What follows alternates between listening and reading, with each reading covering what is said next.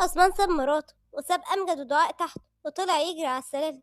فضل ماشي لحد ما شاف عثمان أخوه واقف قدام باب أوضة وعمال يعيط. وهنا قال أحمد بغضب لعثمان: إيه اللي بيحصل هنا يا عثمان؟ وليليان فين؟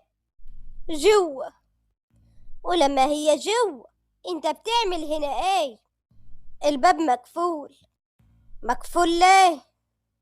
سكت عثمان ومردش. وهنا أحمد اتأكد من شكوكه وإن أيهم بيعمل حاجة في ليليان وقال بغضب: لو اللي في دماغي طلع صح يبقى اجرى الفاتحة على ابنك يا عثمان. قعد أحمد يدق على الباب جامد، أما أيهم كان قاعد جوه وغايب عن الوعي. وفجأة رجع لوعي وبص حواليه لقى نفسه في الأوضة. قال بينه وبين نفسه: أنا إيه اللي جابني هنا؟ ليليان فين؟ إيه اللي حصل لها؟ بص على الأرض، لا ليليان قدامه وقع على الأرض، لا حول ليها ولا قوة، جثة. انصدم أيهم من اللي شافه وقرب منها وقال بقلق: ليليان في إيه؟ إيه اللي حصل؟ ليليان مردتش. أيهم حط إيده على رقبة ليليان، لقى نفسها مش باين. بدأ يصرخ ويقول بصوت عالي: ليلى اصحي، ما تموتيش. سمع أيهم صوت دقات عنيفة على الباب. اتفزع وقام بسرعة من مكانه يفتح الباب. وأول ما فتح الباب ومجرد ما أيهم فتح الباب زقه أحمد بكل غضب ودخل بسرعة يدور على ليليان. لقى ليليان مرمية على الأرض زي الجثة. جري عليها وقعد وهو خايف وقال: ليليان، ليليان، قومي يا بنايتي. لا يا ليليان، ما تفوتيش عمك وتمشي يا بنايتي، عمك وامك مالهمش غيرك. وفي ثانية وقف أحمد من مكانه قدام أيهم وضربه بالكف جامد جدا على وشه وقال له بغضب: عارف إن شفتك بعد كده قدامي هقتلك، أما بالنسبة لليان تنساها، لأنك مش هتشوفها بعد كده إلا بعد موتي. وجري أحمد خد ليليان على رجله وحاول يفوقها.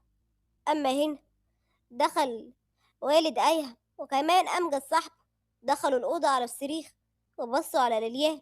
لقوها لا حول ليها ولا قوة، جسمها ووشها مش باينين، مش عرفوها أصلا. لولا لو في حد تاني في الأوضة غير ليليان كانوا شكوا إن هي. بصوا لقيها النظرات كلها اشمئزاز وقرف. يجي أيهم يقرب من ليليان علشان يحملها، صرخ أحمد فيه بعنف وقال له: إياك تقرب منيها، ابعد عنها، ما تلمسهاش واصل. حمل أحمد لليان ونزل بيها بيجري مع أمجد. وأول ما نزل شاف نجية أول ما شافت بنتها بالمنظر ده أغمى عليها. وهنا صرخ أحمد في دعاء وقال: دعاء، ركزي، لما تفوق نجية هاتيها وتعالي على المستشفى. حاضر يا عمي، حاضر. أما عند عثمان كان واقف بيتكلم مع أيهم بغضب وقال له: عملتي فيها كده ليه يا حيوان انت؟ ما ردش أيهم على والده، فغضب عثمان ولطشه بالكف وقال له بغضب: عملت فيها ليه كده يا كلب؟ رد عليا، لما أكلمك ترد عليا. عملت فيها كده ليه؟ رد أيهم على والده بصوت عالي وقال له: علشان خانتني، فهمت؟ إيه؟ كان بيتكلم عثمان بتعجب وغضب من ابنه بنفس الوقت لأنه بيطعن في شرف بنت أخوه. أما أيهم اتكلم ببرود وكأنه ما عملش حاجة وقال: هو ده اللي حصل. مع إني مش مصدق ولا كلمة من اللي انت قلتها، بس أوعدك يا أيها إن انت هتتمنى إن هي تسامحك ومش هتعرف تخليها تسامحك، وهتفضل طول عمرك تعيط دموع ندم. وبعد كده سابه عثمان ومشي هو التاني علشان يروح المستشفى. وفي المستشفى كان واقف أحمد مع أمجد بقلق لحد ما خرج الدكتور. جري عليه أحمد وقال له بخوف وقلق: هي كويسة يا دكتور؟ أنا بعتذر منك يا حاج، أنا مش هقدر أقول أي حاجة غير لما تفوق، بس اللي أنا أقدر أقوله اللي عمل فيها كده مش بني آدم ولازم يتحبس ويتسجن كمان. وسابهم الدكتور ومشي. أما هنا أحمد قال بتوعد: والله يا أيها لو بنتي حصل لها حاجة لكون في عداد الموتى.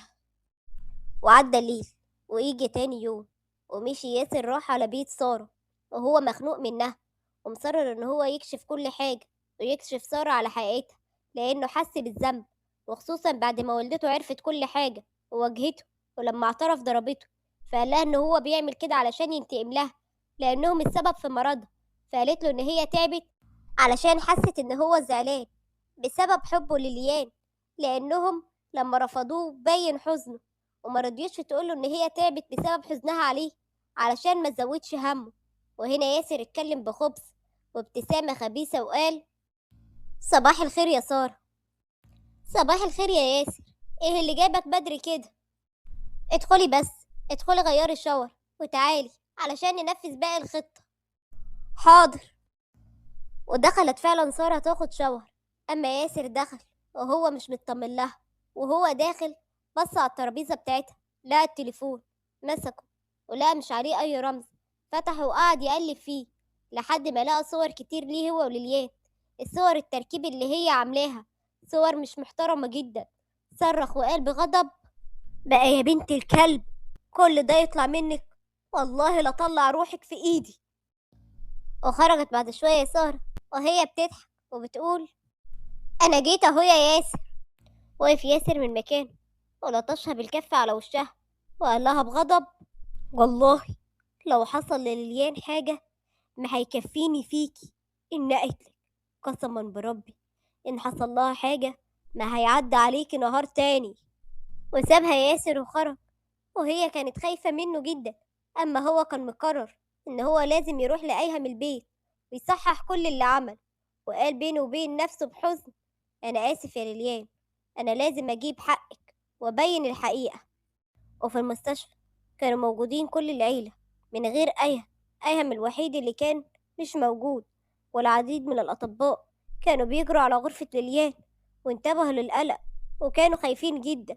وأول ما خرج الدكتور الكل جري عليه، وبالذات لما لقوا علامات اليأس والحزن على وشه. قال أحمد بفزع وخوف على بنته: إيه اللي حصل يا دكتور؟ للأسف المريضة حالتها بالسوء وما بتستجيبش لأي حاجة إحنا بنعملها لها. يعني إيه يا دكتور؟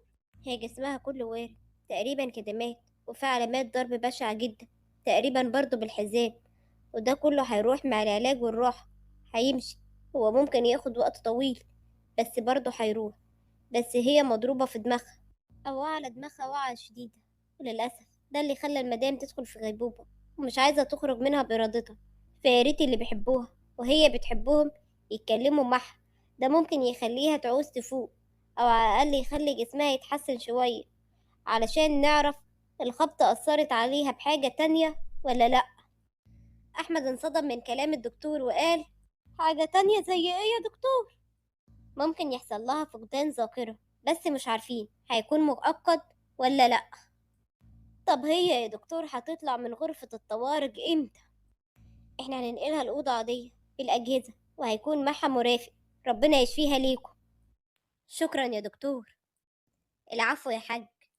ماشي الدكتور، وقرب أحمد من نجية المنهارة علشان يطيب خاطرها. بس هي ببكاء وانهيار قالت له: بنتي يا حاج، بنتي هتروح مني. مش انت قلتلي انك هتجوزها علشان تحميها؟ يا ريتنا ما جوزناها، يا ريتها فضلت معانا هنا.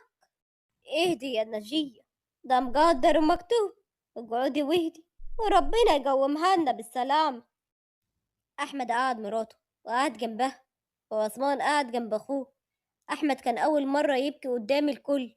كان بيبكي على بنته اللي مخلفاش، بنته اللي بيحبها أكتر من أي حد واللي دلوقتي بتصارع الموت. كان بيبكي لأنه السبب في جوازتها، كان عاوز يحميها. كان بيلوم نفسه لأنه جوزها وسابها هنا لما شافها جثة كده. أما عثمان كان قاعد حزين على أمانة أخوه اللي مش عارف يحافظ عليها. كان في سكاكين بتقطع في قلبه، وكان عمال يفكر ازاي هيقابل اخوه بعد ما يقابل وجه كريم. هيقول له ايه؟ معرفتش احمي بنتك من ابني؟ هي اللي انت ضحيت بحياتك علشاني؟ بنتك في الاخر بتموت بسبب ابني. انت مت علشان تنجيني وابني يقتلك بنتك. ما كانش قادر يتكلم. اما نجية كانت حزينة على بنتها الوحيدة، فهي فلذت كبدها. بنتها اللي كان البيت كله مليان بضحكها دلوقتي راقدة على فراش الموت، فراش الله أعلم هتقوم من عليه ولا لأ. قعدت تبكي من غير ما تتوقف. أما دعاء فهي من امبارح بتبكي، فهي السبب، هي السبب للي حصل لليان. فهي لو ما خبرتش أيهم باللي حصل ما كانش أيهم عمل ده كله. وقعدت تلوم نفسها، هي اللي كانت مخطئة، هي اللي كانت السبب. ولكن ما كانتش عارفة تعمل ايه. لو ما كانش دخل أوضتها أو هي قالت له ما كانتش ليليان دلوقتي بسببها هنا. أما أيهم كان حزين على اللي حصل وحزين على الأمور اللي مشت. فهو كان عارف إن أيهم مش غضب عليها بسبب المشكلة التافهة اللي حصل، بل المشكلة هي الشرارة اللي خلته ينشعل غضب بسبب اللي كان حبسه معاه طول الفترة اللي فاتت. فهو لم يكن يعرف أن صديقه سيفعل بها ذلك. فهي الآن كالجثة بلا روح، وجه لا به أي ملامح. وهنا دعاء قالت له ببكاء: أنا السبب، أنا السبب يا أمجد، أنا السبب في اللي حصل لها. خلاص يا دعاء اهدي، مش انت السبب ولا حاجة. لا أنا السبب يا أمجد، أنا السبب، أنا اللي قلتله، أنا اللي غلطانة، أنا السبب في رقدتها هنا، أنا السبب، أنا السبب، أنا السبب. كانت دعاء بتصرخ بانهيار لحد ما وقع على الأرض مغمى عليها. وقبل ما تتخبط في الأرض كان أمجد قاعد على الأرض وحاطط راسها على رجليه. جري عليهم عثمان. عثمان بقلق وهو واقف ومش قادر يتحرك قال: اصحي يا دعاء، يا دعاء، لو سمحت يا عم أشيلها وأديها لدكتور يكشف عليها. بسرعة يا أمجد، بسرعة.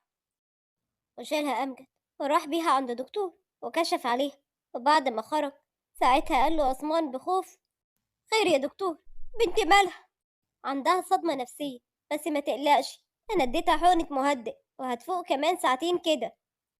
ومشي الدكتور.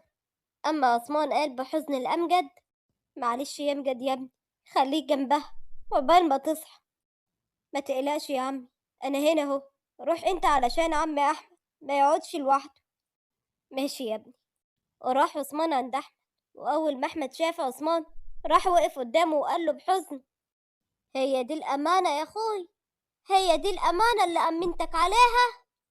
والنبي يا أحمد أنا مش ناقص حد يعاتبني، كفاية أنا بعاتب نفسي.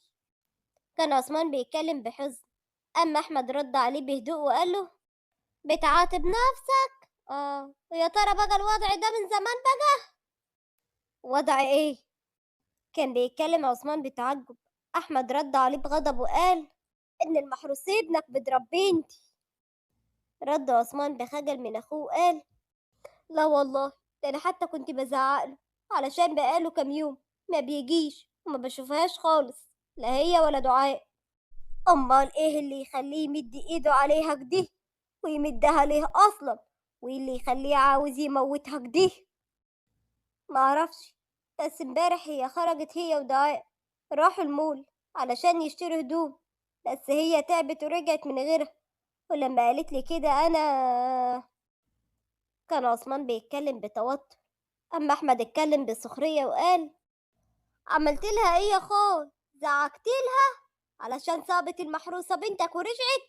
زعقت لها علشان تعبت؟ قلت لها إيه؟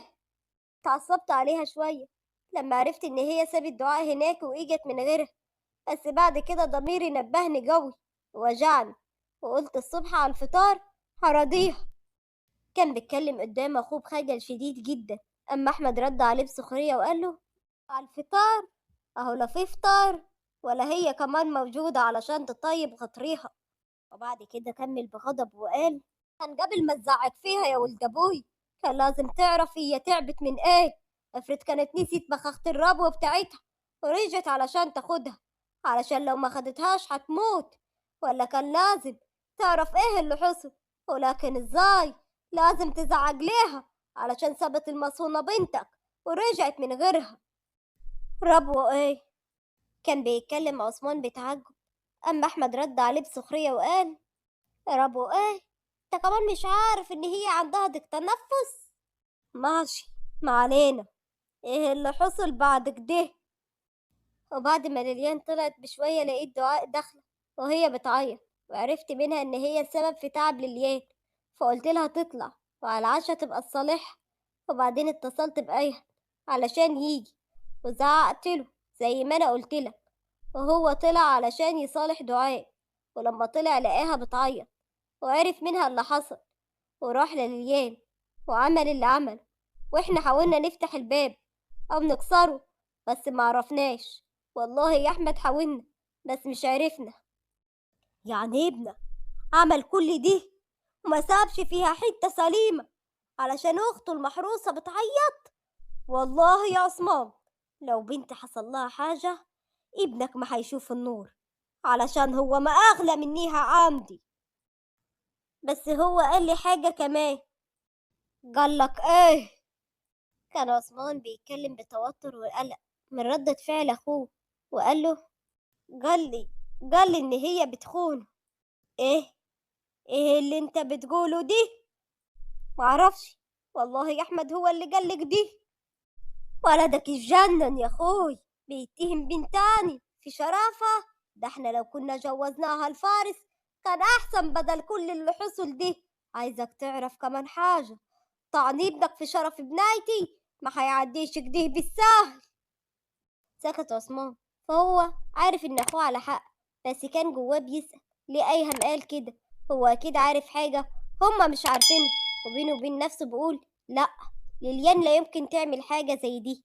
هو عارف أخلاق بنت أخوه، وعارف أحمد مربي بنته إزاي. فلحد هنا يا أحلى متابعين في الدنيا دي كلها تكون انتهت حلقتنا. تفتكروا معايا إيه اللي هيحصل لليان؟ ويا ترى فعلا هتفقد الذاكرة ولا لأ؟ طب أيهم ياسر فعلا هيروح له؟ طب لو راح له هيعمل فيه إيه؟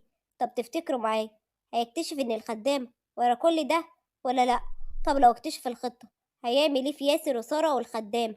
طب تفتكروا معايا ليليان ممكن تفوق ولا خلاص كده نهايتها؟